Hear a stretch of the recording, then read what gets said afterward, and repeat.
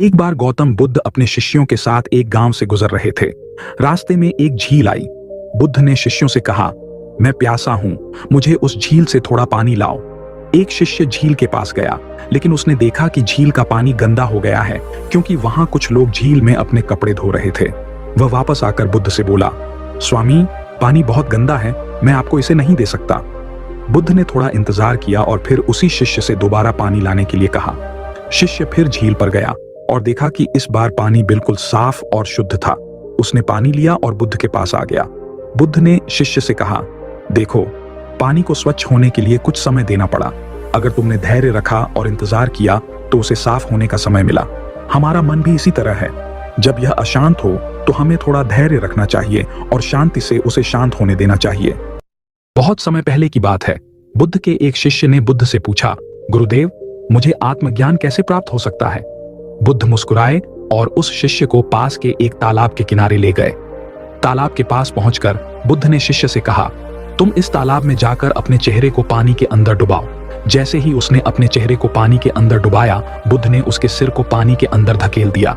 शिष्य ने खुद को छुड़ाने की कोशिश की, लेकिन बुद्ध ने उसे मजबूती से पकड़ रखा था। कुछ देर बाद जब शिष्य का दम घुटने लगा तो बुद्ध ने उसका सिर पानी से बाहर निकाला। शिष्य हांफते हुए सांस लेने लगा। उसकी आंखों में भय और आश्चर्य था। बुद्ध ने कहा, जब तुम्हारी इच्छा ठीक उसी तरह तीव्र हो जाएगी जैसे तुम्हारी सांस लेने की इच्छा थी, तभी तुम्हें आत्मज्ञान प्राप्त होगा। शिष्य ने अब समझ लिया था कि आत्मज्ञान के लिए केवल ज्ञान ही नहीं, बल्कि पूर्ण समर्पण और तीव्र इच्छा भी आवश्यक है। नमो बुद्धाय। बुद्ध कहते हैं कि जीवन में सफल होना है तो इन 5 बातों को दिमाग से निकाल दे। नंबर 1, मुझसे नहीं होगा। नंबर 2, लोग क्या कहेंगे। नंबर 3, मेरा मूड नहीं है। नंबर 4, मेरी किस्मत खराब है। नंबर 5, मेरे पास समय नहीं है। सारी दुनिया, जो आदमी लोगों की बसी बसाई गृहस्थियों को उजाड़ रहा है, लोग उसी की जय जयकार कर रहे हैं। मेरे पति को भिक्षु बना दिया। तुम पाखंडी हो। तुम्हारे भिक्षु चमत्कार दिखा के युवाओं को फंसाते हैं और उन्हें भिक्षु बनाते हैं। अरे तुम्हारे जैसे ढोंगी को तो ऐसा दंड मिलना चाहिए। तुम करुणा का पाठ सिखाते हो ना सबको, लेकिन तुम्हें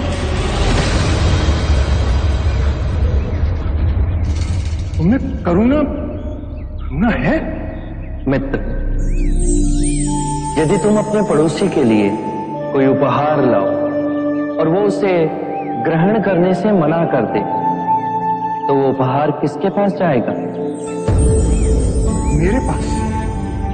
उसी प्रकार जो तुमने मुझसे कहा, उस उपहार को मैंने स्वीकार ही नहीं किया। जो इंसान तुम्हारा गुस्सा और बदतमीजी बर्दाश्त करने के बाद भी हमेशा तुम्हारा साथ दे, तुम्हारे साथ खड़ा रहे, तो ऐसे इंसान को बेवकूफ मत समझना, क्योंकि जिस दिन वो तुमको छोड़कर चला गया, फिर ढूंढने पर भी नहीं मिलेगा। गौतम बुद्ध कहते हैं, दुनिया नहीं जानती कि हम सभी का अंत यहीं पर होना है, लेकिन जो लोग इस सत्य को जानते हैं, उनके सारे झगड़े एक ही बार में खत्म हो जाते हैं। नमो बुद्धाय। एक दिन भगवान बुद्ध अपने शिष्यों के साथ बैठे थे।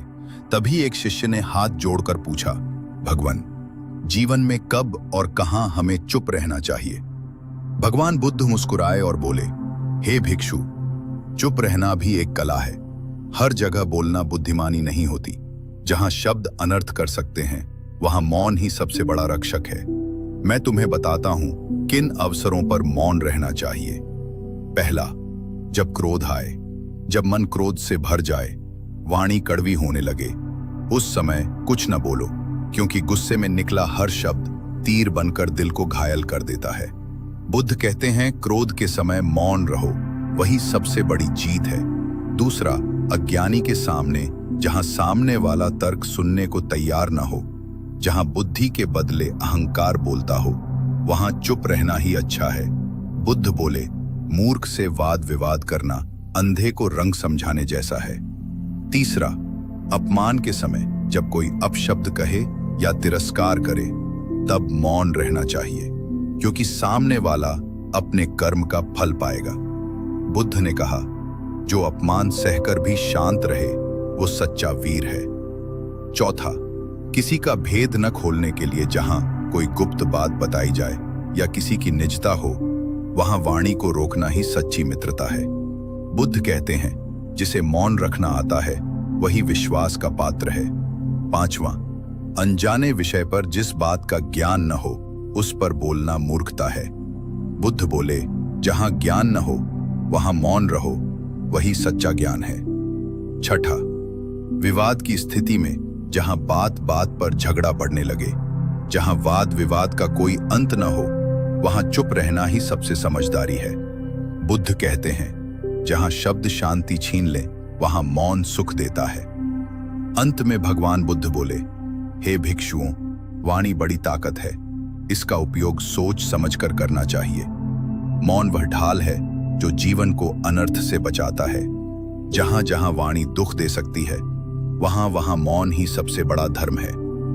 सभी शिष्य इस उपदेश को सुनकर गदगद हो उठे और प्रण किया कि जीवन में उचित स्थान पर मौन धारण करेंगे। बुद्धम शरणम गच्छ।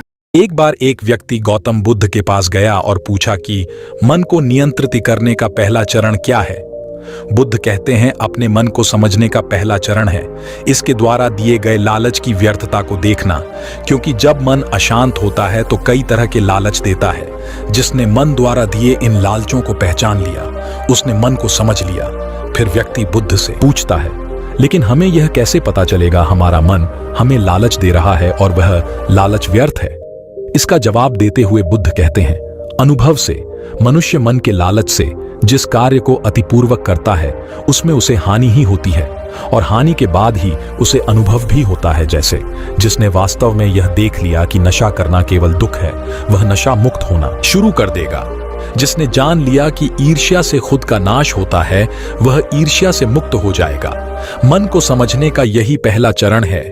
नमो बुद्ध। गौतम बुद्ध का एक शिष्य बार बार शिकायत करता, मेरी कोई मदद नहीं करता, कोई मेरे डाउट्स क्लियर नहीं करता। गौतम बुद्ध मुस्कुराए और बोले, अप्रदीपो भव, स्वयं अपना दीपक बनो। उन्होंने समझाया, जिस तरह कीचड़ में कमल खिलता है, वैसे ही इंसान को अपनी ताकत भीतर खोजनी पड़ती है। यही आत्मनिर्भरता है। मन की क्लैरिटी तुम्हें कोई और नहीं दे सकता। अगर तुम हमेशा दूसरों पर निर्भर रहोगे तो बस एवरेज रह जाओगे, लेकिन अगर तुम खुद पर भरोसा रखोगे, गिरते उठते आगे बढ़ते रहोगे, तो एक दिन जरूर सफल बनोगे। याद रखो, भीड़ आपको डायरेक्शन नहीं देती, बल्कि आपको कंफ्यूज करती है और फॉलो करना सिखाती है। इसलिए भीड़ की नकल मत करो, अपनी यूनिक स्किल्स बनाओ। लोग आज हंसेंगे, लेकिन कल वही तुम्हारी बातें करेंगे। इसलिए अपना उद्देश्य खुद चुनो और पूरी ऊर्जा इसमें लगा दो। याद रखो, कोई प्रयास खाली नहीं जाता।